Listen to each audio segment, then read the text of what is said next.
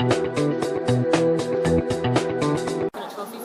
everybody, it's Alex here from Import Export, and I just want to make a very quick video for you guys. I want to touch base and share a very awesome importing tip, and I'm at a very special place. If you can see behind me, it is the Terracotta Warriors in Xi'an, and I'm here for the morning. I've got a meeting in the afternoon with a supplier, a Chinese factory, and this is something you can do. You can create an awesome balance with your importing business where you can visit sites in the morning and then go to meet suppliers in the afternoon. It's a great balance.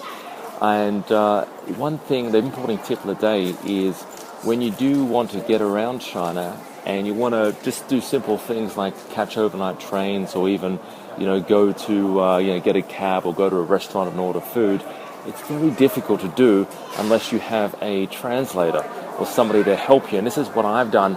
Yesterday and the day before, I hired a translator, and you can hire them for as cheap as $100. It's not as much as you think they are, and they can assist you and help you, and they can walk around and translate for you. They can even negotiate for you, which is something that most people tend not to think of a translator as doing. So this is something that you can hire someone to do. If you go to the Canton Fair or the Yiwu Fair, you can hire someone to do that for you as well. So I just want to have a quick shout out, just want to share this very quick tip.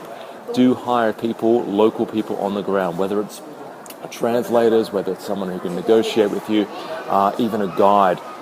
Something that I used to do many years ago, we used to take people to the Canton Fair, hire translators. If you want to go to factories, we used to arrange transport, catch trains. It's all very difficult because it's all in the Mandarin language, or if you're down it's down south, it's Cantonese. So do hire somebody to definitely help you assist it. It just takes so much, the headaches away from the importing process. All right. So my name is Alex.